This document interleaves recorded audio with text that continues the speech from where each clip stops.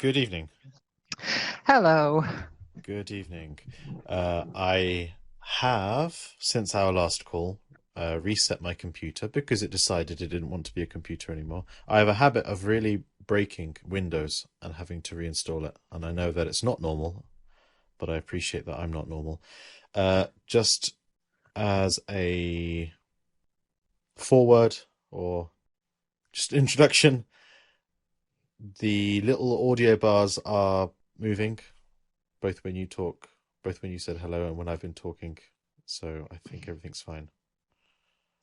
Okay, so Um, it's all working fine? I hope so. I think so.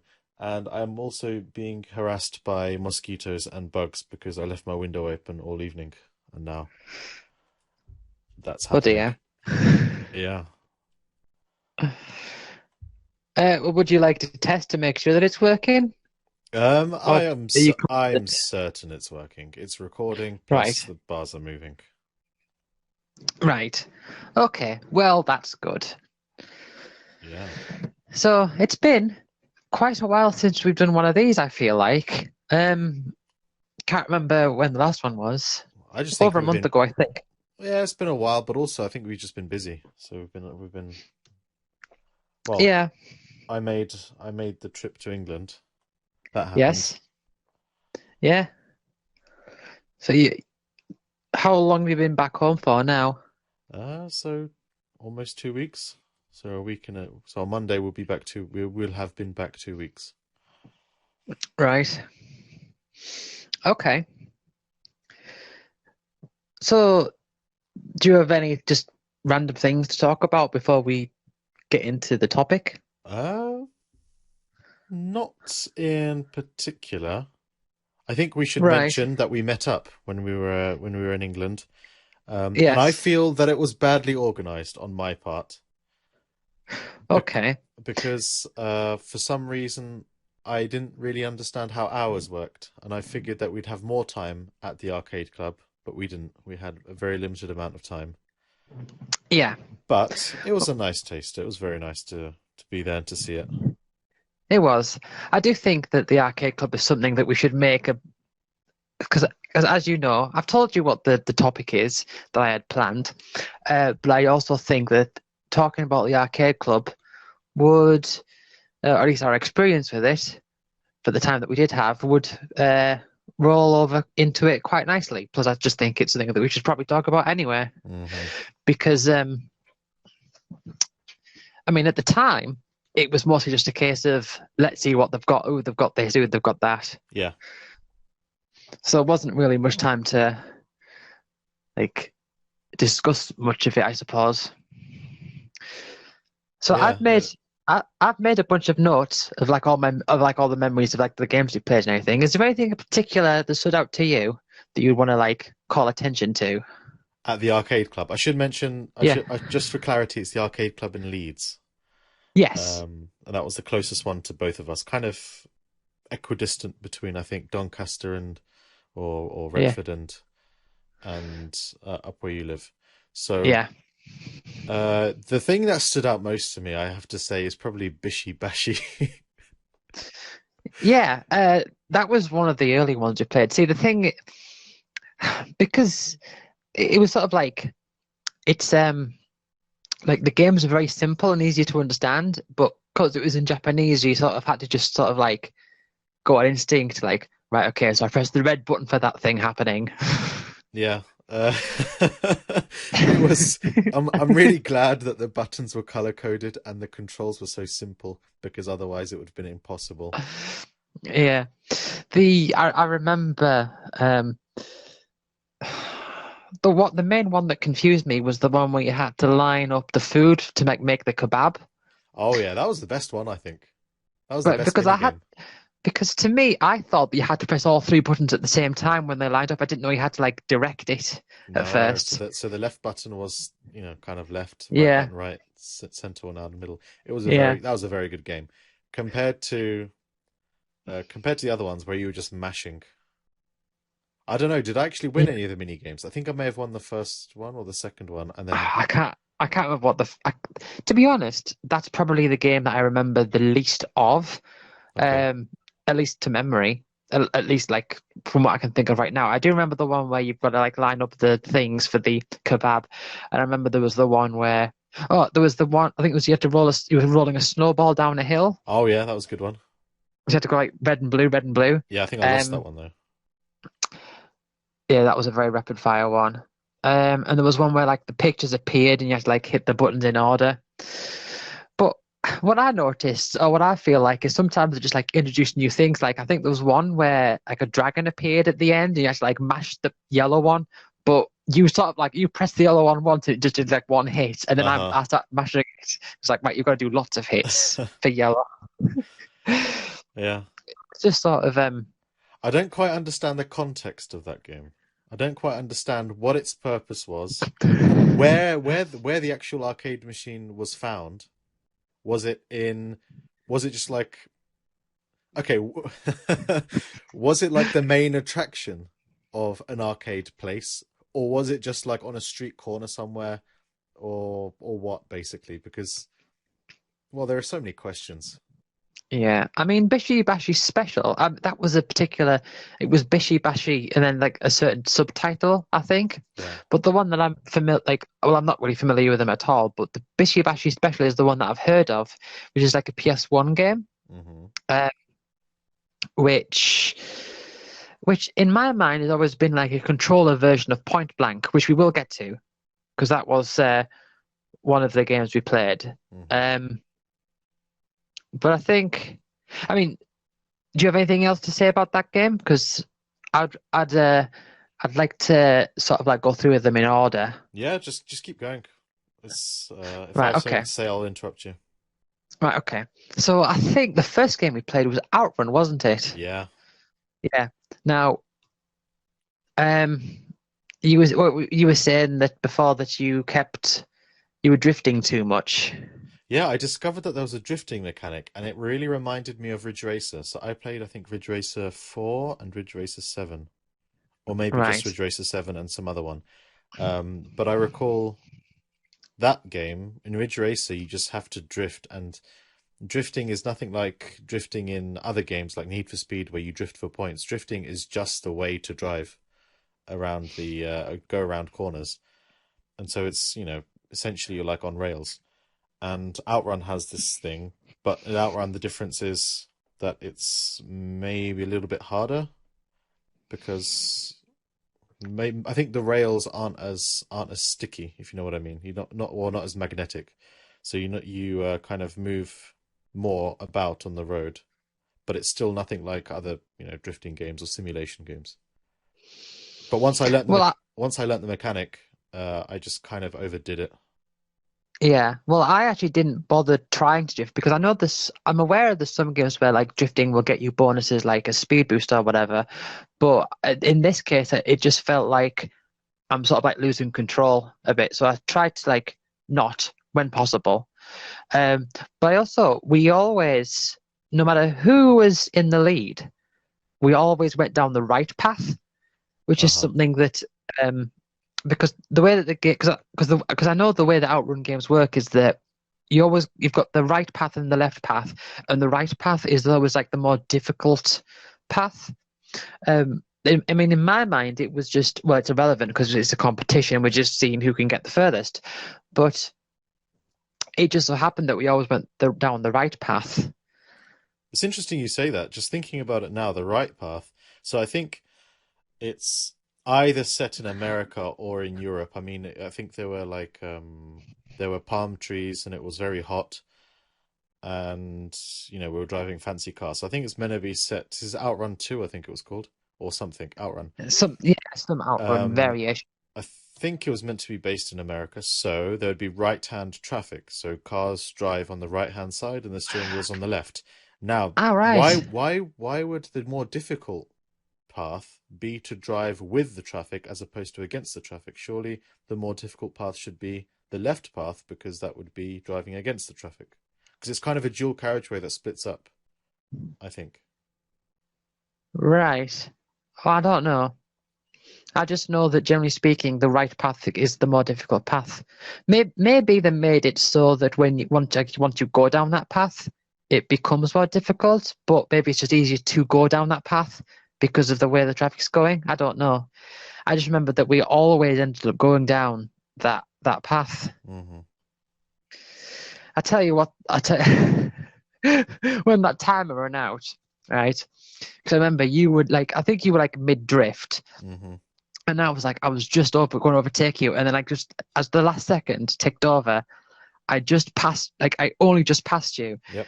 and then instantly I turned to look at you, and I was like, oh my god, like that type of like face, and you were looking at me just like, hmm. Yeah, that didn't go very well for me. I wasn't particularly impressed with myself. But I own up to my own mistake, and I shouldn't have been drifting as much.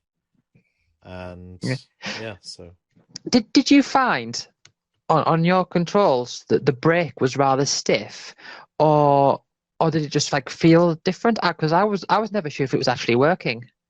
I don't think I used the brake. Oh, okay. So I think when I was going into corners, I just let off the accelerator and started drifting. So, um, okay, so if you're going around a corner, say you're going around a left-hand corner, and you're steering towards the left, I let go of the accelerator and steered right, and this initiated a drift, I think, and then put the accelerator back on. So I think that's what I was Right, doing around corners. But right. Because we, I think you were ahead of me most of the time, and then for the I, for I, the final lap, I think I was ahead of you. I think, I think I was ahead for a while at the start, Hmm. and then after a certain point, we just kept like swapping places. Okay.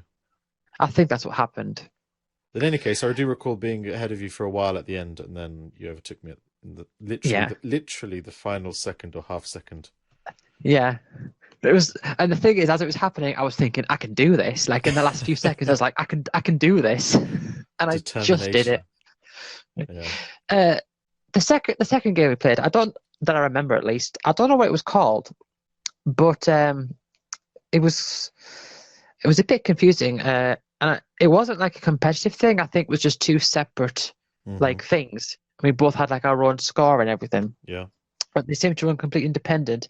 It was a game where you had like the gun you had to keep putting in the holster and shooting the Yeah. target. I was gonna say I was curious. I was curious. Maybe you know how that game worked. So it didn't actually have what appeared to be a screen. It looked as though there was a physical target moving across, and then when you shot, say you hit the target, there was a flash of light, and then the target fell over. Yes. Or was it a screen, and I'm just an idiot? You know what's funny is I was going to ask you the exact same question because I don't Uh-huh. have a clue. Because it looked real. I Yeah. saw, I do believe there was like a mirror in it. And for a while, I was thinking, oh, it's just like real targets. I Hmm. found it quite hard to aim on that. And I think you did better than me on this Hmm. game. Yeah, I think I But did. I remember the last round, yeah, because you got to the name entry screen and I didn't. But the last round that I played at least, uh, there's like a cup that appears, and then when you shoot it, it smashes. And then when that happened, I thought, oh, it must be a screen. Yeah. I, But it I didn't look s- like a screen. yeah, I still have no idea. That was interesting. Yeah. But I think, to be honest, I think that game was far better than the other shooting games that we played. Not in terms of how difficult it was or how fun it was, but just how responsive or how visually responsive it seemed. Right. Well, see, the thing is that I love Point Blank. It's uh, Point Blank to me is like the quintessential. Oh, I'm not that I have got like loads of experience with light gun games, but it's like the quintessential light gun game.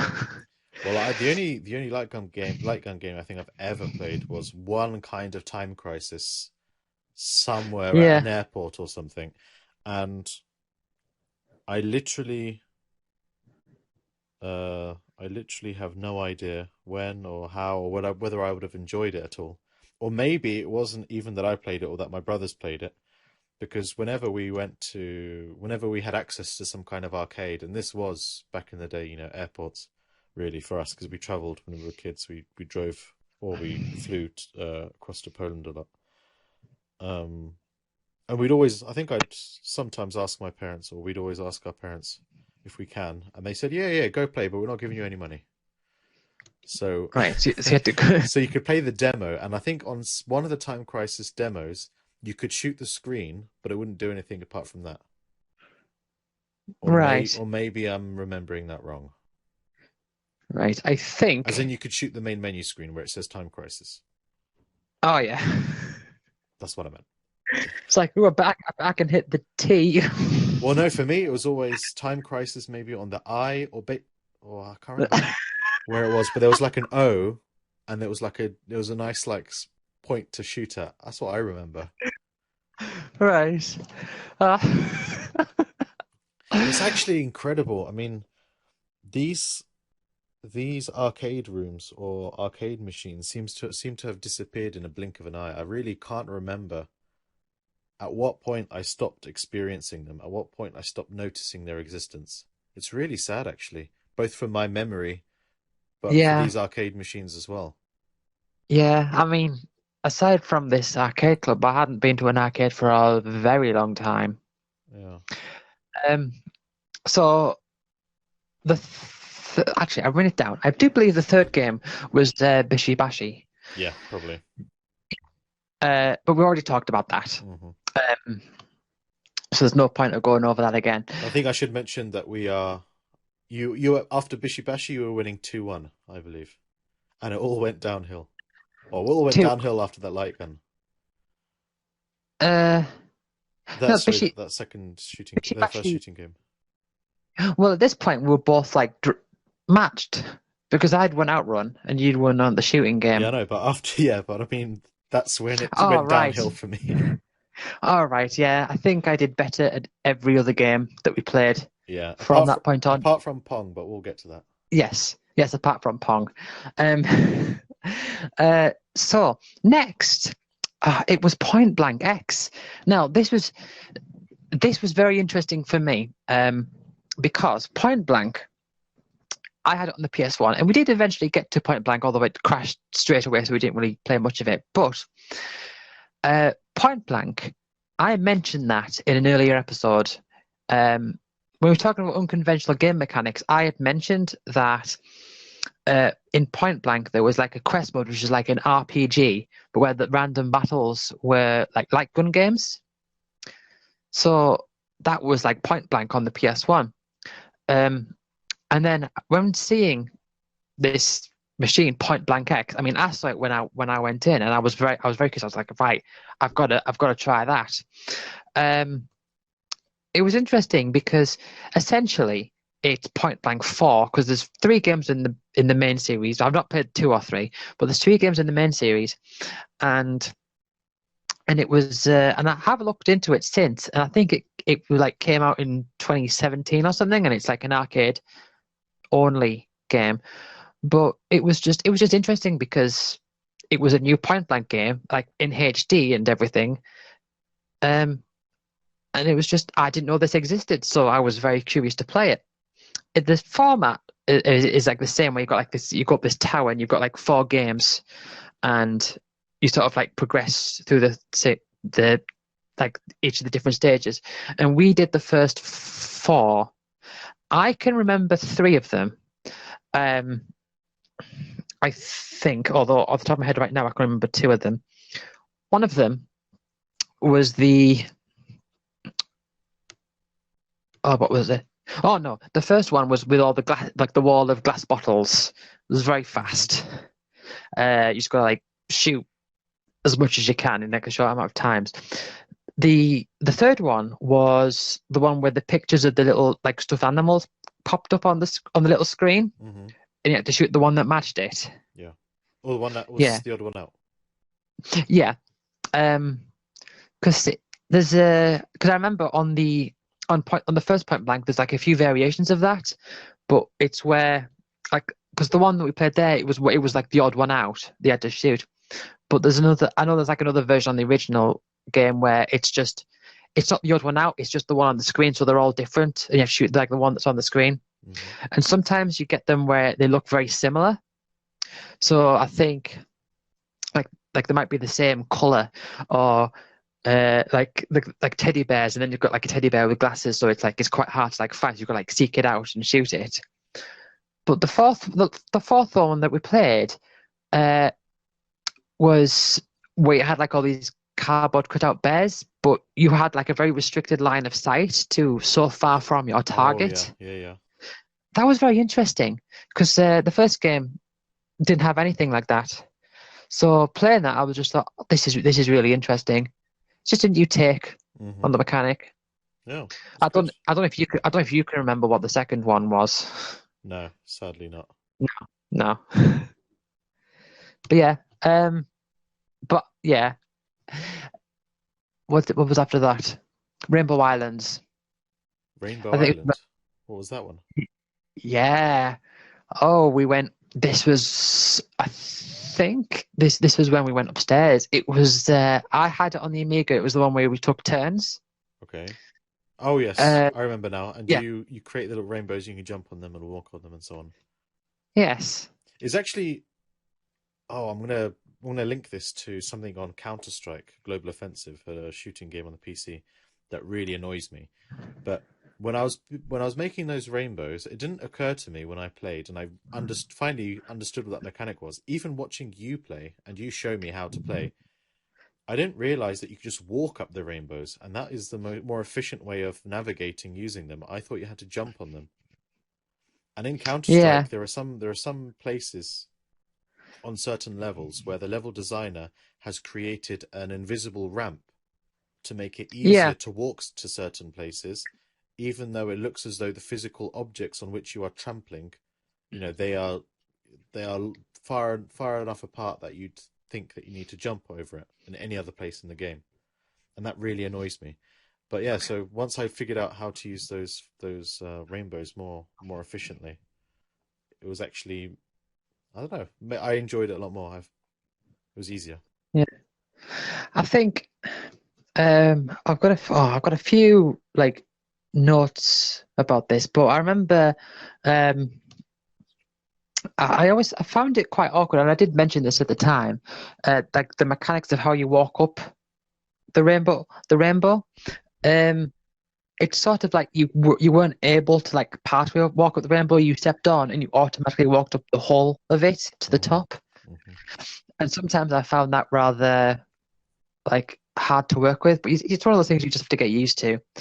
Um, Yeah, it was very steep. That's actually another thing I could bring to I could mention in Counter Strike. Counter Strike has this very funny thing where, let's say, to walk 1 meter along a flat surface, let's say it takes you 1 second.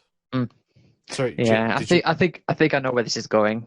I may have already told you about this, or I don't know if I've spoken about it on one of these calls No, before. no, no, you haven't. But I'm going to take a guess. Is this where, like, to walk uphill, it takes the same amount of time to walk like 1 meter horizontally, despite there's a vertical incline, so Uh, you effectively faster. I think so, but I also will add the extra piece of information. So let's say you're walking up a ramp, you you don't slow down necessarily for going uphill. So, it's Right. usually ramps aren't particularly high, so it's not so bad. But even better, if you create stairs in the game, you go upstairs instantaneously. So if you have a section of Right. stairs where you're going across by 1 meter, but you're going up only 3 steps. So 3 steps, each step is, let's say, I don't know, 20 centimeters or 10 centimeters. Yeah, let's say 10 centimeters each step. And you go up 3 steps over that 1 meter. You kind of travel, it takes you 1 second to travel that 1 meter along the x axis, but along the z axis, you go up instantaneously as soon as you meet those steps. Now, if you could place in the same 1 meter, 1 million steps, it would take you 1 second to go across Yeah. on the x-axis. It would take you 1 second to go across on the x-axis, but on the z-axis, Yeah. there is no limit to how fast you can go, how fast you can go vertically. Is that the game where you said that you believe that you made the nicest set of stairs in the game? Oh yeah, but that wasn't anything to do with this. So my nicest set Yeah. of stairs in the game, they're still available. If anyone would ever be interested to see the nicest set of stairs that hadn't been textured. I have to add, I never textured them. They only had like developer textures. But yeah, that was the nicest set of stairs I've ever seen in a Yeah. video game. Anyway. So something like when we were playing Rainbow Islands, so there was something that you said that I'm thinking I'm going to have to make a note of this because I think it's interesting. Is that when it was like one of my turns, and I was jumping around and like shooting the rainbows and everything. You made a point of saying that you go on instinct, and your instinct is to jump, whereas I Hmm. like I get used to the remember. mechanics more. I remember. So, what was it you were saying? It was something along the lines of I play video games using the knowledge, pre-existing knowledge that I have, and preconceptions that I already have, and I have a very rigid way of looking at new things. And I think this is symptomatic of just everything that my whole personality really. I'm open to new ideas in theory. Yeah, If they're inside my head, I can appreciate new ideas. But if they have to go into practice, then I prefer using old systems that I already know. And so I see a platformer. There are platforms. It's 2D. I'm going to jump. yeah, Yeah. Whereas you are very, I don't know, you have like a curious mind when it comes to video games, and you try to figure out mechanics. And I think you do it subconsciously. You see the mechanic, you experiment with it, and this happens like lightning fast. This happens within a couple of seconds. When you took the controls, I think you jumped, or you may have moved side to. No, you may. I don't think you even jumped. You went straight into the rainbow. So you moved side to side, then you made a rainbow, and then you kind of figured out how to use it. Unless you'd already played it before, but I don't think you yeah. did. Oh well, I had played it years ago on the Amiga, Oh, I see. but that was like as a very young child. Yeah, so you maybe had So maybe maybe had some some preconception, but in any case, yeah, I think that's a huge difference in the way we approach new things, new yeah. challenges. One thing I noticed is that sometimes I would jump and then make a rainbow in the air, like just to attack. Hmm. Um, but you used like once you figured out that you could use them for platforms, that's what you use them for more than anything. Yeah, and I remember like bulldozing my way through the entire map. Yeah. There was no penalty. There was no penalty. I mean, it would make more sense, I think. Maybe later on, because that was the first level. Maybe later on there is a penalty for Yeah. using more rainbows than is strictly necessary. You get fewer points for using more rainbows. That would make sense. That would encourage you to Yeah. jump and be careful. But I ended up just making one huge staircase of rainbows one way, then another huge staircase of rainbows the other way, and Yeah. and I got through 3 or 4 levels like that, and Yeah. it was kind of, it was a no-brainer. Yeah, I can't imagine that would get you through much later in the game because I remember like I got to like the third or fourth level and at that point there were birds coming at like weird Oh yeah, angles. oh yeah. By that point, I think I'd given up. Yeah. Um. So we went to there's like a little like side room, and the first game that we tried there was Point Blank, which was the first one, and you said, "Oh, we've already played this, haven't we?" And I was again, given the context of the time, I didn't really get into it, but I was saying like, "Oh yeah, this is the original Point Blank, the Hmm. one that I had on the PS1," but it didn't really get. We didn't really like get very far into it because we started one game which was you just got to shoot the fish that are like flying from Hmm. one side to the other, and then it just crashed and it Oh restarted. yeah, yeah. Um, the thing is, I was hoping there was a particular game, like a particular round of that I would have liked to have gotten to because and this is talking about memory about when I played it with my uncle as a kid. There's one game on it where you've got Dr. Dawn and Dr. Dan, who are like the two main characters, and each player has to like save a different character, and they're both hanging from ropes over this river, and the piranhas, it's another piranha stage. The piranhas are jumping out, and if they bite onto your character, they'll scream and they'll drop down the rope a bit. So you have to like Hmm. keep your character alive by shooting these piranhas as they come to your character. But I realized I came up with a technique as a kid, and I use it. I used it against my uncle, and I won so easily. And he complained, and I just laughed. And because I discovered that one way of getting the characters to go down was for them to be hit by the piranha, but also if you shoot them, they also drop down a bit. Uh-huh. So if instead of saving my guy, I just like turned to his and Oh, just like wow. again, I would win. And I was thinking, I was hoping we'd get to that game where it's like, oh, I've Uh-huh. got to protect this guy, you got to protect that guy, and then And I just you would have shot my guy. yeah, yeah. But Mm. only one of those worked. You wanted to play Time Crisis, but it didn't work at all. What was wrong with it? Do you remember? Well, the graphics were all messed up, and you would like shooting, and nothing was happening, which I Uh-huh. guess for you would be like nostalgia, Yeah, that back. that was it. That was how we played. That's how we played Time Crisis without any pennies from our parents. Yeah, just shooting the logo. And for the record, I'm not complaining that my parents didn't give us money for arcades because you could sink a lot of Yeah, money into those things. And I had a good enough experience. We had and there was the air hockey. There were some kids playing it at the time, so we didn't play it. yeah, But I remember when I was a kid, also air hockey. Uh, we would use like a bottle cap. That's really hot, really bad. But because the paddles were always there, but yeah. I the air wouldn't be blowing, and you wouldn't get the puck. But if you use a bottle yeah. cap, it travels quite quickly across the table, and you can still play. But the danger was if the bottle cap was small enough to fall into the goal, then Yeah, you'd be in trouble. yeah. Uh, uh, let's go back to my notes. Yeah, I played Shinobi for a bit. Um, Hmm. and you watched me play that. And that was the because I mentioned that was a game I had on the Master System. Do you remember that one? I don't remember what it looks like. You have to describe it to me. Shinobi. It's like a side scroller, Oh yes, and no, I remember. I remember. And you were ducking and you were firing. Yeah, I recall. yeah, you're a ninja. And there was one ability where you could like attack the screen. Yeah, that was weird. That was just like, hey, do you want to just not fight this guy? Press this button. Yeah, I think, I can't really remember what was available on the Master System version.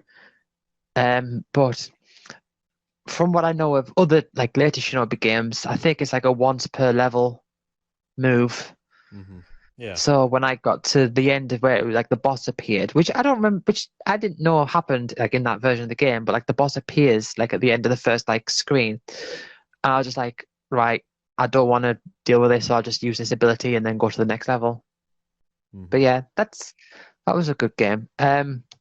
We had a couple rounds of Tekken 3 after that. We did, and as usual, there's a theme. There's a theme building up here. I did very badly. Yeah, but actually,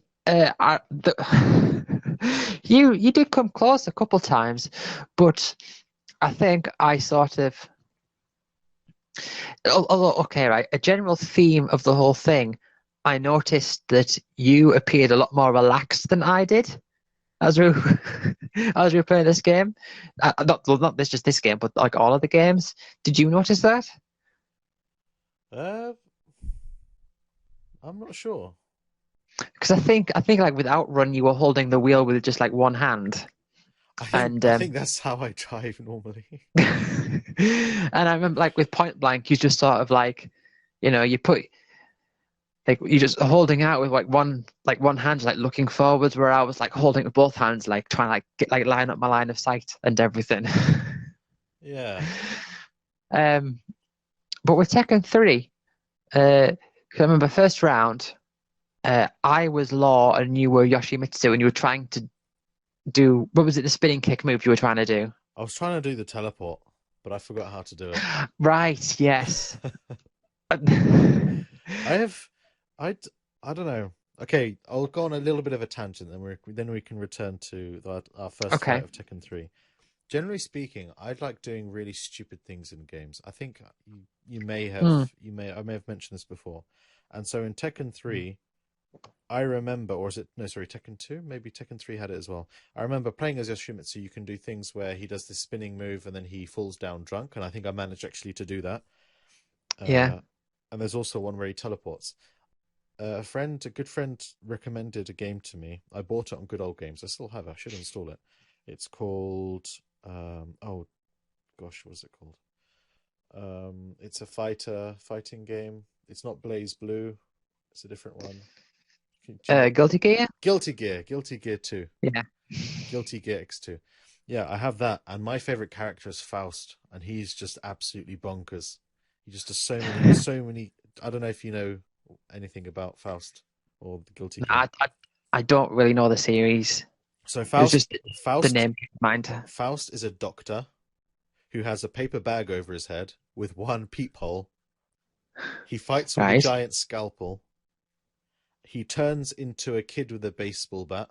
He teleports by opening doors. He has like an attack from where he drops down from the top of the screen using an umbrella. He's just absolutely nuts. And loads of the other characters are quite serious. They're quite kind of aggressive. You know, there's a character called Axel, and I think it's based on Axel Rose or based on some sort of musician that's really cool and has a bandana and is all muscles and things like that. Or you can be the doctor with a paper bag over his head and a peephole and a giant scalpel who turns into a kid with a baseball bat. Hilarious. Anyway, so that's kind of my style. I think I'm a bit of a clown. You know, now that you mention it, Yoshimitsu does have a few like unusual moves, doesn't he? Like, I forgot about the teleport. Um, but I remember he has like a grab where if you grab from a certain angle, he'll multiply. Uh huh. Have you seen that? I don't think I have. Yeah, I don't know if it's in three or if it's in two or both. I think it's just in three, I'd guess. But he sort of like he just like multiplies. So, like there's two Yoshimitsus, but they're both like flashing. Hmm. Um, but I also remember the one where he stabs himself. Oh That's yes, I remember that. Yeah. yeah. I've just sorry, just another memory is triggered. And this is a more recent memory. I think in around 2015, 2016, maybe. Oh no, it definitely would have been Right. 2015. Um, because I was at university then. Um, a game called Dragon Ball Xenoverse was released, and that's kind of a fighting brawler kind of game, Yeah. and it's 3D, so it's not quite like not quite like fighting games. And Dragon Ball Xenoverse, you don't actually play as, or when you play online, you don't play as the characters from the series. You play as your own character, and it's kind of like an MMO, massively multiplayer online or multiplayer massively online, whatever. It's kind of like an MMO. And you go through quests, and you can also fight other people. Now, when I made it, I think I just made the smallest character you could possibly make. It was a female character, female Saiyan, and I think she was just tiny. And it just, for me, it seemed funny that it was this tiny female Saiyan, and she's going, going crazy and wiping the floor with all these computer controlled baddies. When my brother played the game, he took that concept to a whole new level. He he tried he recreated General Blue. I don't know if you recall him from the original No, series.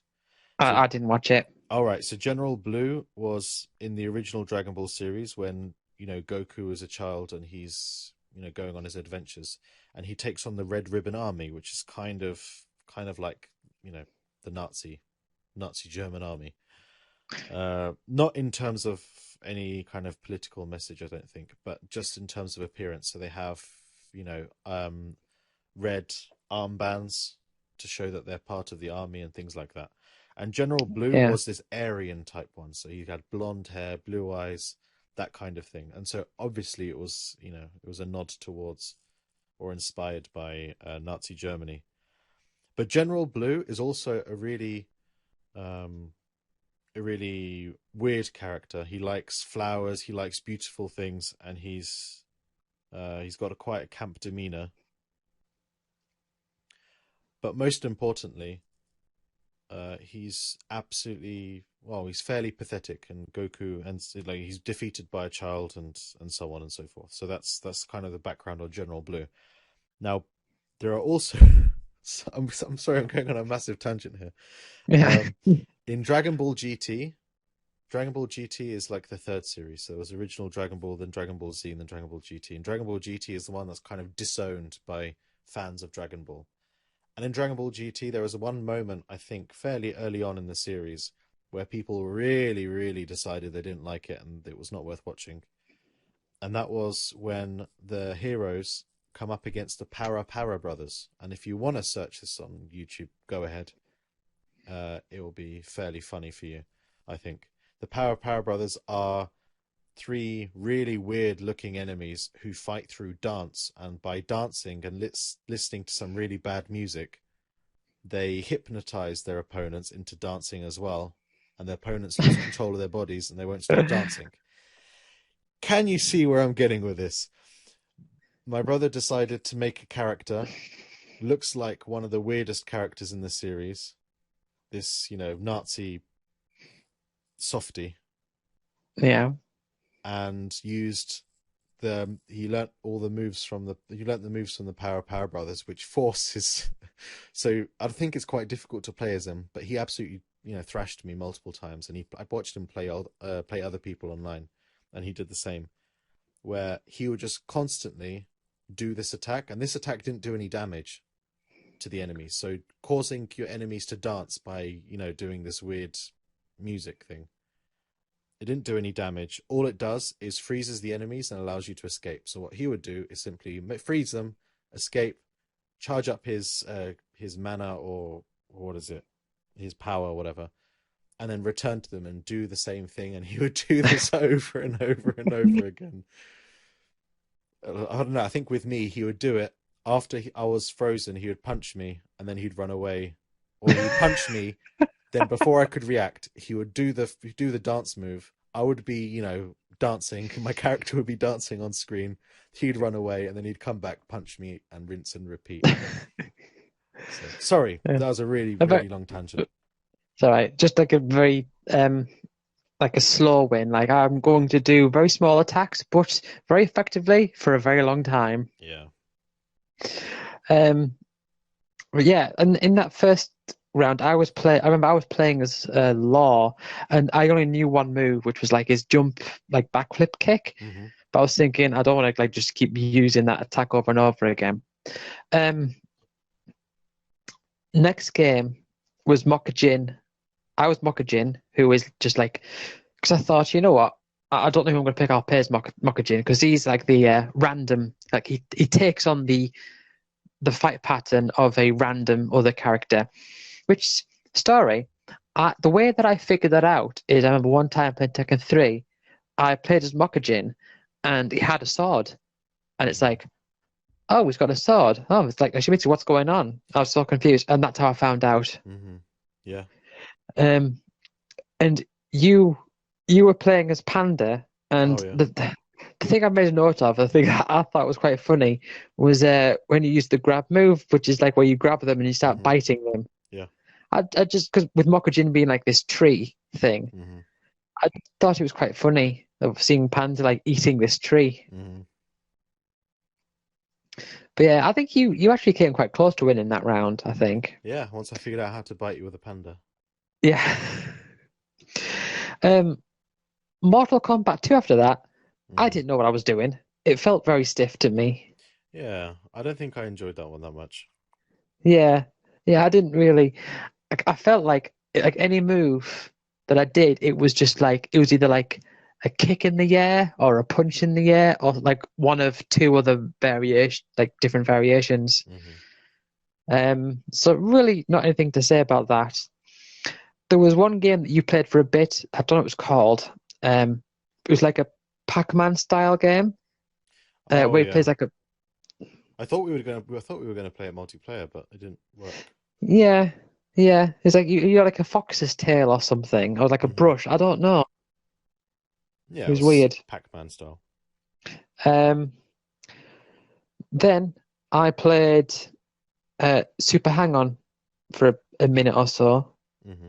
So that's a game I had on the Mega Drive. Now that is a game that I think I tried to explain to you at the time, but obviously again with the setting it wasn't very easy. But I think I've mentioned it before to you.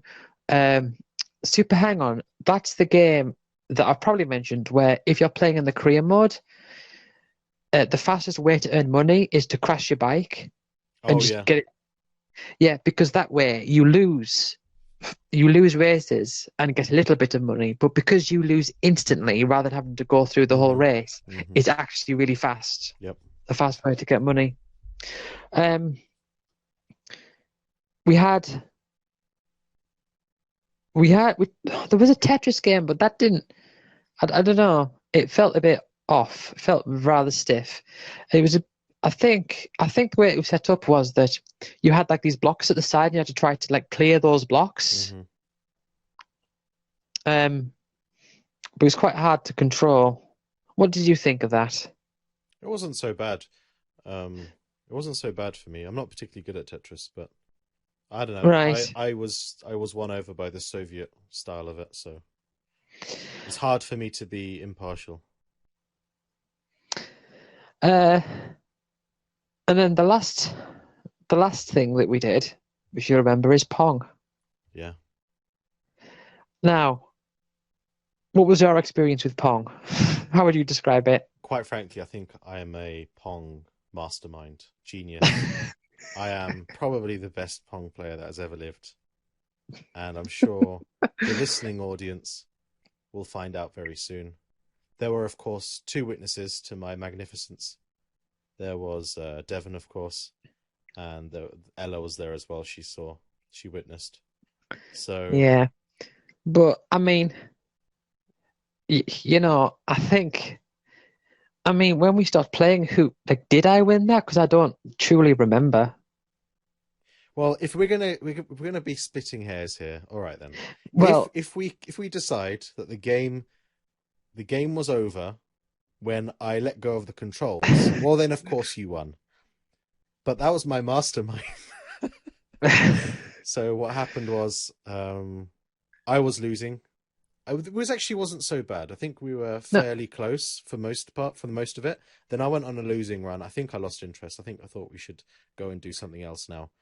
And yeah, I let go of the controls, but you stayed on for some reason. I don't know. You were no, thinking, no, no. I think you're misinterpreting or misremembering. It really? was like, yeah, it was like 2 seconds or 3 seconds or so. I didn't stay on. I Aha, sort okay. of just, I think you walked off, and then I mentioned the fact that your panel was stood like just still because you weren't there, Hmm. and you actually like saved the ball when Oh, like the right. the there. Well, you But said, yeah. well, yeah, yeah. What you were going to say there? You like I said that like I don't know the exact words, but I did say something like, "Oh, now that you're not here, you're doing well" or something. Mm. Yeah, you said that it was difficult. Returning the serve is the most difficult part, really, or just hitting it is hard. Just Whoever yeah. serves has the easier task. So the likelihood No, as the harder task. whoever serves. What do you mean? Um, Hold on. I'm Oh thinking no. of ser- Okay. I'm thinking of serving as the ball starts coming towards you. No. Okay, so I'm thinking in terms of tennis or badminton or table tennis. When you serve, it means the ball goes away from you. Yes, but see, yes. See, the way I'm Or thinking of it is whoever hits first, whoever has to hit the ball first has the tougher job. yes. See, in my mind, the like if we're translating pong into like real tennis, like in tennis, when you're serving, you throw the ball into the air and you hit it. Hmm. I'm interpreting that in Okay. pong as you starting with the ball coming towards you. Okay, fair enough. So In any case, yeah, I think there's a mathematical probability that the person who has to hit the ball first is going to lose. the round or Yeah. lose the point. Sometimes you get it like several times in a row. It's like Mm. 5 or 6 times. It'd be like it would be you. It's interesting. Or Is it the case that if you lose the point, you have to hit the ball first again? maybe. Because I think that is the rule, and that makes it especially more difficult. And it's interesting. Yeah. There is something that I never quite understood in the actual physical sport of rugby. Right. And Well, I had no idea how to play rugby. I'll explain. In football, if one team scores, so this is association football, normal soccer. Yeah. If you score a goal, your team Yeah. doesn't get the ball at kickoff. The next kind of kickoff. When play Yeah. resumes, the team that's just conceded the goal gets the ball because they've just conceded. Let's give them a chance to score now, right? Yeah. In rugby, if you concede a try or a try conversion, so if you lose points, you have to kick the ball to the opposing team, and then that's it. They get the ball and they get to try and score another try, and you have the difficult task of trying to get the ball from them, which is particularly difficult in rugby. So it's Yeah. you're kind of forced after you've just lost points. You're forced to give the ball to the opponent, who are likely going to score more points. Yeah. It sort of like sets up a chain of events Yeah, and rather than yeah. admittedly you kick it deep into you try and kick it deep into their territory, so they're part of the field. But at the same time, I would never quite understood that, and that's the same in Pong. Surely, if you've just lost, you shouldn't have to be faced with the likelihood of losing a point. Yeah. Yeah. Well, I don't know how that works, but the main thing that reached out to me, and the thing is, I was the player on the left and you were on the right. Hmm. Um, like the controls felt backwards to me because you had a dial Yeah. and turning it clockwise made the panel go up Hmm. and turning it clockwise made it go down. And that was just so unintuitive to me. It felt like it was going backwards. And I don't know if that was because I was on the left or if I was on the right, that would make any difference at all. I don't think I had So, I don't think I had a problem with that, to be honest. right, But okay. Because sometimes what would happen with me, I don't know if this has got anything to do with my feelings of the way the dial, where you turn the dial, but what happened quite a lot, I remember if the ball would like come towards my panel, and as it was coming towards me, I'd quickly like move out of the way mhm. and then back to where it was. I don't know what it was as to why I did that, or if I was just trying to like do something I wasn't skilled enough to do to, like try and like hit it from like at an angle, Mm. maybe, and just doing really bad at it. One thing I realized or I noticed is that it was so much more difficult than other copies of Pong that I played as a kid. I had, I had, okay, so the first thing I remember is once I went to visit my auntie.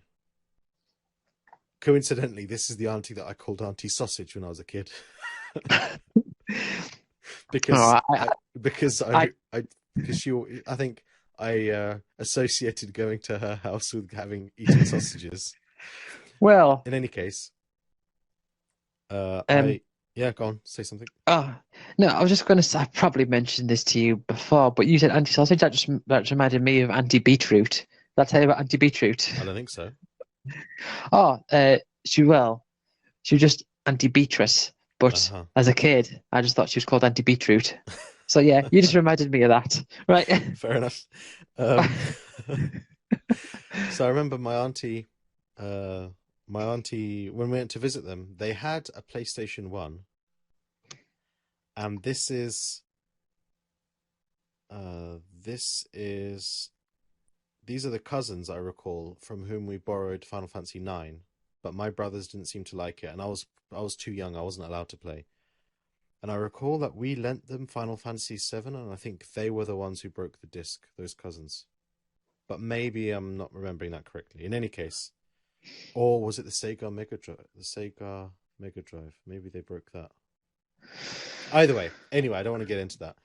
But I just remember I visited once and I was there on my own. Her children weren't there, so my cousins weren't there, and I was on my own. My brothers weren't with me, and she put Pong on. It was just Sky. I think she had Sky TV, and Sky TV had some games, and she put Pong Oh on. So yeah. that was the first time I kind of remembered. I kind of recall playing Pong in my life. And I remember having on my old flip phone, one of the first phones that I had. It was I can tell you exactly because I'm that kind of nerd. It was a Samsung Z500. So that was actually maybe 2003, 2000, no, 2004, 2005 ish. In any case, I had a game called Brick Breaker Deluxe Trial. So I had the trial of this. I never bought it, but it was like Pong, but it was kind of like Pong, but also Yeah, and um it's Brick Breaker. So I think it's yeah, fairly well known. And yeah. that was There's a incredibly few easy. variations of that. Yeah, That was yeah. in There's a few variations of that. I had one on the Game Boy Alleyway. hmm It's like Arkanoid. That's type style hmm again. In any case, I just at the arcade club, it was mesmerizing just how difficult Pong was. The paddles were Yeah, tiny, the ball moved fast, the yeah, controls were weird. yeah. It was Very difficult. smooth. Yes, extremely smooth. The kind of sensitivity or the responsiveness was very good. Yeah. So yeah, that was all the game. I mean, at the very end, we were looking at Mario 3 and it had like two screens. And I don't know what was going on there, but yeah, Yeah, well, that was I think I recall saying that we can play Super Mario 3 in the yeah, browser any time of day. This is yeah, so widespread, ubiquitous. yeah. So that was that. Do you have anything else to say? I mean, we've gone like an hour, and this is meant to be like the introduction to the topic. So I don't Yeah. know. Um, Arcade Club was very nice. I think I was on the dying end. My childhood was on the dying end of those kinds of games or arcades. Or perhaps Right. alternatively, maybe it was I wasn't on the dying end, I was before the dying end. But the problem is I don't think I played in arcades nearly enough to recognize most of those games. Um, but at the Yeah, same time, it was very nice. I really liked it. I was surprised by the quality of the driving game Outrun. So even though the the physics, the controls of the game weren't particularly uh, difficult or even contrived, they weren't that there wasn't advanced physics and momentum and that kind of thing. But at the same time, there was forced feedback on the pedals, on the steering. The seats all moved and jolted. I thought it was extremely high quality. And had I played that as a kid, I think I would have been absolutely wowed. oh yeah, definitely. Um, like I remember, um, like going to the arcade, like the Hollywood Bowl arcade as a kid, and seeing like Virtua Fighter 2 and Tekken 2 and all that, and it was just at this time. And I suppose I'm a bit older than you, so it maybe would have had a different sort of impact. I don't know, but to me, I was used to like Mega Drives and Amigas and all that. So seeing games like in full 3D, it was like something new. It was unreal. Yeah. So, how are you? Would you like to continue on and go into like the topic, like what's like sort of what's the word I'm looking like segue into the topic from here, or would you like to leave that for another time? Uh, I think I think it'd be best for me. It's half past midnight. I think it'd be best if we call it a day here, and then Yeah, we can return to the topic. So we've been recording for 58 minutes. yeah, that's all right. Yeah, we can have a bit of a shorter hmm uh, episode than normal. I mean, usually we go for like an hour and a half to 2 hours. hmm I would say, so 1 hour, that's fine. Um, but yeah, the plan was to talk about gaming away from home. hmm So I have made notes on that. hmm And so next time we can go into that, do you think? Yeah, absolutely. Have you got uh, have you got things that you'd want to talk about on that subject? I have maybe a few examples, Right, okay. but I won't say more. Yeah, yeah, that's fine. Yeah, I thought that originally I was thinking maybe the Leeds Arcade Club would be a good way to segue into it, but I didn't know how long it was going to take. I thought, well, it could be quite a while. Hmm. Uh, but yeah, we can do that another time. So, is there anything else? Do you want to like end it here, or do you want to just like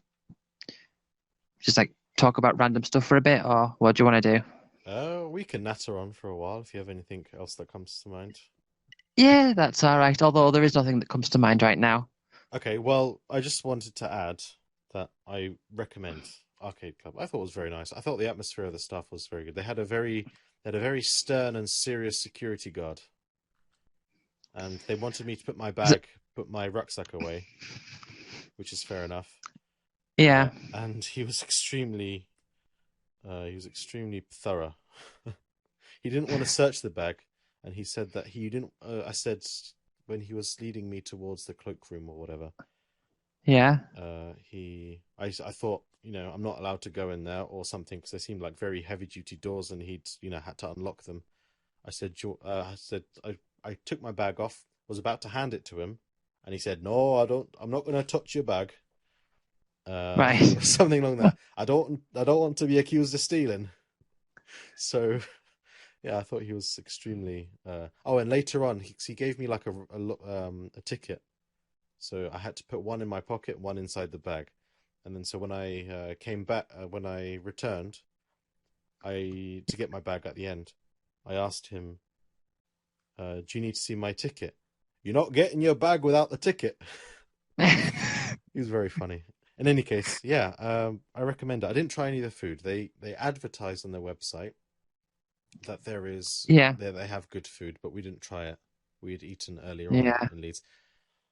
Uh, yeah. What else did you? Okay, maybe this is what I can ask you about. What else did you think of Leeds, or any other impressions? So in Leeds, we went to the gallery.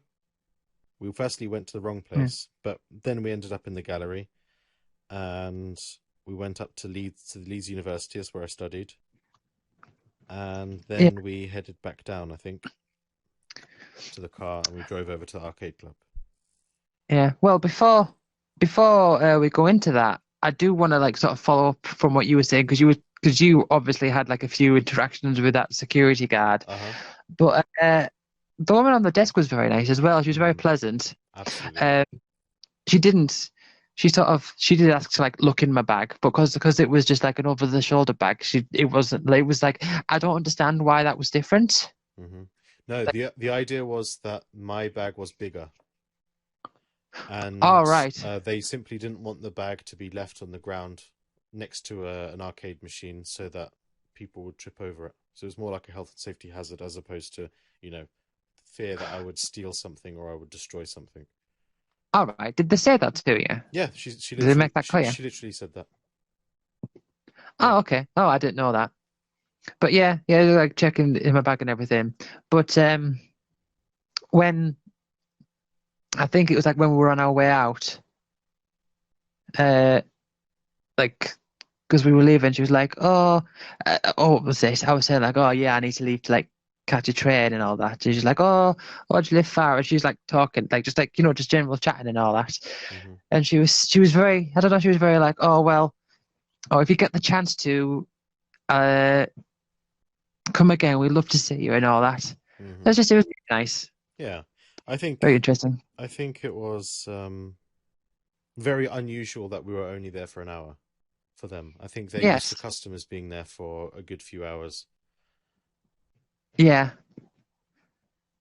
yeah. Well, if I'm in Leeds again, I get the opportunity to, I think I'll definitely be going there again. Hmm. But yeah, it depends on the opportunity. Yeah, were going to say something? Uh, yes. So, um, going back to the other parts of our Yeah, trip to Leeds, what did you think yeah, of Leeds? I was always so okay. Going back a bit in when I was doing my A levels, I chose four universities that I potentially wanted to go to. yeah. And lead. Then I was told I need to put a fifth. And I just said, I don't know, I don't care. I've chosen four that I want. I don't care about the fifth one. They said, just choose literally anything. It doesn't matter. Just choose one, anyone that you're likely to get into, and put it down. And so I said, "Oh, Yeah. fine, Leeds University." I had no idea where Leeds was. Leeds could have been in Narnia for all I knew back then, Yeah. as a typical Southerner. Yeah. Um, And that's just and yeah, so my top one, my favorite university that I wanted to go to was University College London, and I didn't get in. They had German and Russian languages. Leeds University, I applied to have German and Arabic, but then I changed it last minute. But had no idea. I never actually visited Leeds before I chose it as my university, so I had no clue. But I was always impressed by how, I don't know, how orderly it is.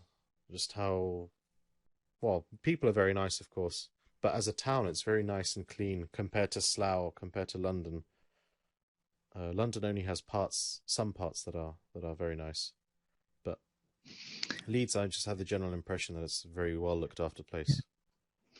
see, I've never been. The only time I've been to, well, I've never been to Leeds, but obviously, like I've passed through on the train a good few times. Um, and I really underestimated how big it was, Hmm. just like how metropolitan, how like tall the buildings were, just how like wide everything was. Oh yeah. It was just because like I always had reserved that like image for like London and Manchester. Hmm. It was just I just was not expecting it like of that size. Hmm. Yeah, Leeds is very impressive. Yeah, So what do you think because of? like Yeah. I was going to say when I passed through the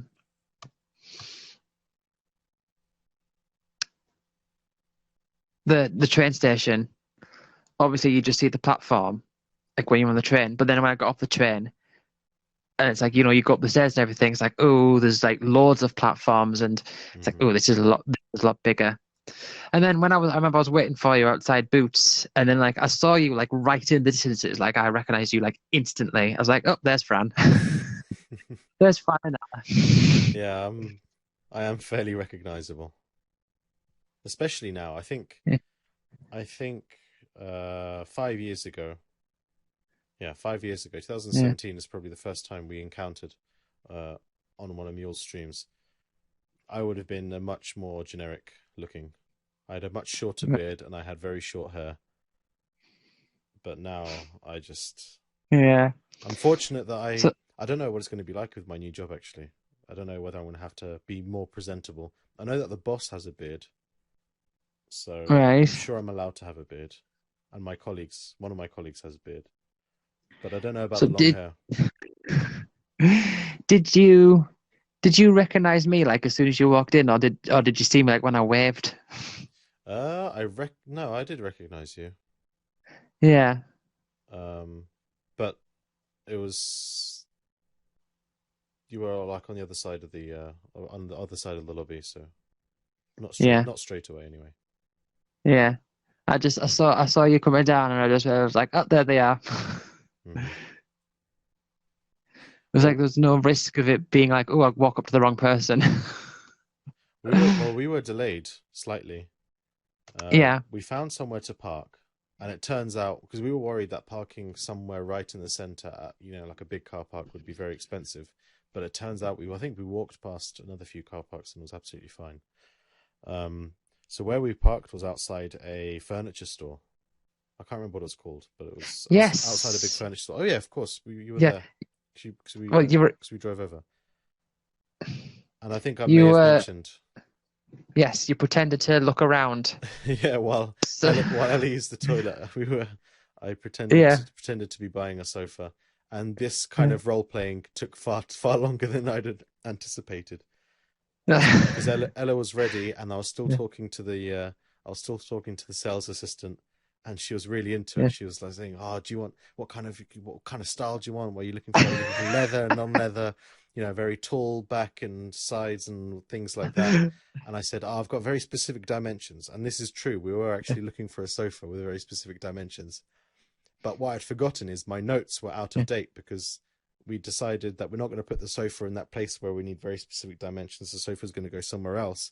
And so I was, talking to this woman for 5 minutes. And then when Ella came over, she said, "Yeah, but we don't need the sofa that small." And then just Yeah.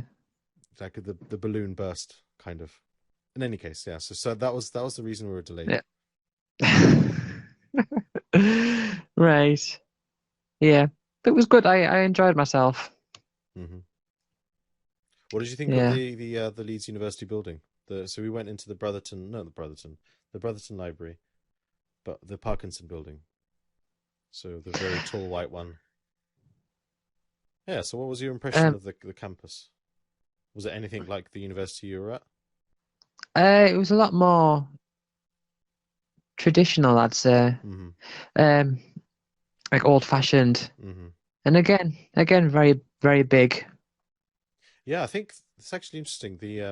So from the outside, you have two old churches that are outside right outside the campus. Then you have the big old building, the Parkinson one.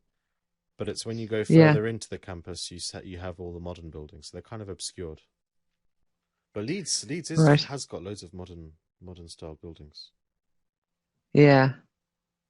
Yeah. There was. Oh, I remember we were walking past at one point, and you like confused two buildings, but like one of them was like a church, and the other one was like this brand new like metal cube or Oh something. yeah, no. So that metal cube's I think between two churches. So when I was at university there was one church which actually was a bar. I think it was my dad would be tutting right now. But there was one Yeah. church that was I think just converted into a bar. And there was another church which was converted into seminar rooms, but also I think that's where the university chaplain operated, the chaplaincy was. But Yeah. since I graduated, they built that massive modern building between the two, and that really, Right. disrupted my bearings.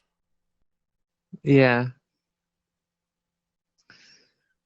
Right. Well, I'm glad you enjoyed Leeds. I was really, really happy to show you and Ella around. Uh, Yeah. I spent a lot of time there. I didn't actually do too much exploring of the city, to be fair, I have to admit. But it's a town I really like. Yeah. I think. Memories of buying sandwiches. Oh yeah, those No, sandwiches though were very good. You didn't try it because I admit they were spicy and yeah. they're a bit funny, so you might not have enjoyed them. But Yeah. I know certainly that my brother and my mum wouldn't like them. But Yeah. the Well, I definitely enjoyed the sandwich that I got from that other place. mhm. Well, the competition there is actually is fairly fairly strong. I think Yeah. if I was to live in the UK in any okay, so if I was to live in the UK, I'd probably choose some kind of village somewhere in the middle of nowhere. But if I was to live in a city, I think anywhere in the world, if I had to live in a city, it'd probably be Leeds. I'd choose Leeds over London. I'd choose Leeds over Moscow. Those are two cities Yeah. I've lived either in or in close proximity to. Yeah, absolutely. Yeah. Leeds is very nice. Yeah. Right. Okay. So should we end it here? Yeah, so thank you very much. It's been a pleasure, Right. Yes. It's been very good. and I'll Uh, speak to you soon. yeah. Okay. We'll talk about gaming away from home next time. Alrighty, Right. Bye. bye bye.